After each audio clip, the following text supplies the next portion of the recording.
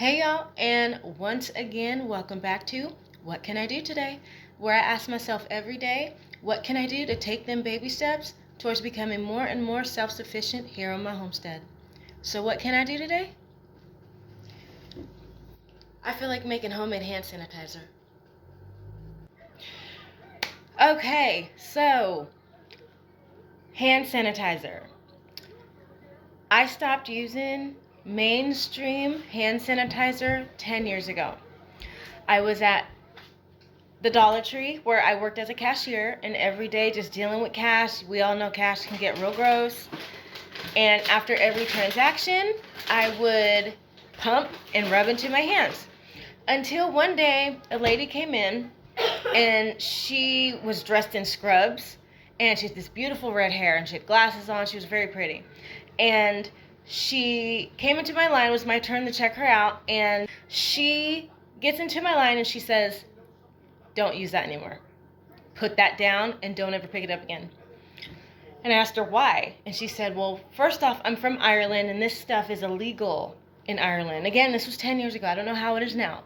But she said it was illegal and that she was in the medical industry, and she was kind of breaking down how bad it was for you. It can cause cancer and it can cause all these other effects, negative effects on the human body.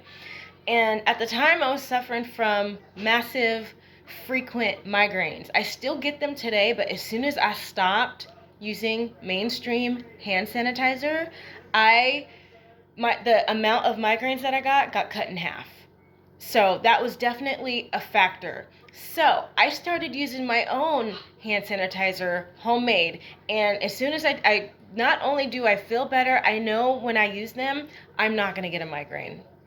So I'm going to go ahead and talk about what you use, the ingredients, and the stuff you need to make hand sanitizer. First and foremost, you need alcohol. And it's going to have to be 70% or higher, because I know that they also have 50%. You don't want to use that. You want to go 70% or higher for this. You want the good stuff. Also, what I like to use is aloe vera gel. And my husband and I have been growing our own aloe plant. My husband got it a few years back, and we've been, well, me more, just using them. And I do like to put this in there. So this is literally like literal homegrown aloe vera gel. Aloe vera gel. And this goes in there as well. And then you want to use an essential oil that you like. Me personally, my favorite essential oil is lemongrass. I use this all the time. I also like a regular lemon, and it looks like I have just about enough of both. So lemongrass and lemon. You're also going to need a spray bottle to put it in. So let's go ahead and get started. So this is our 3-year-old aloe vera plant that my husband took out of the back room for us. It's been in the windowsill, really. And as you can see, it's pretty tall, and we've been harvesting quite a bit. Well, I have over the years. For those who don't know, I actually have alopecia, and I rub it on my scalp, and it really, really helps with the pain, actually. So this is what we're going to be putting in our sanitizer today.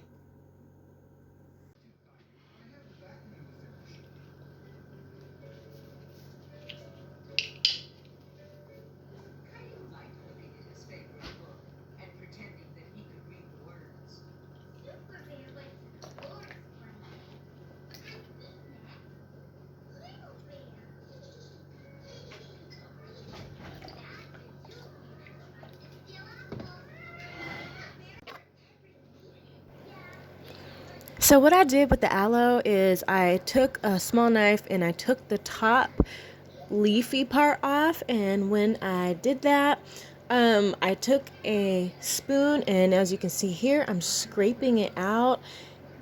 It comes off pretty good, liquidy / jelly, and you can tell like a lot is coming from this one aloe leaf. And I did this with about 5 or 6 of the leaves that we had.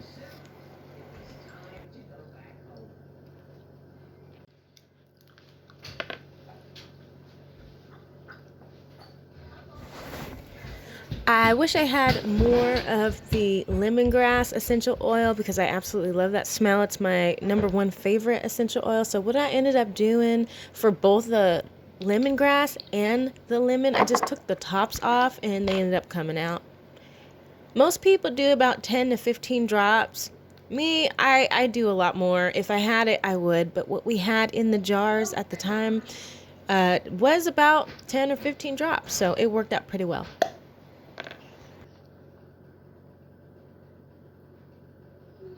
It's just empty.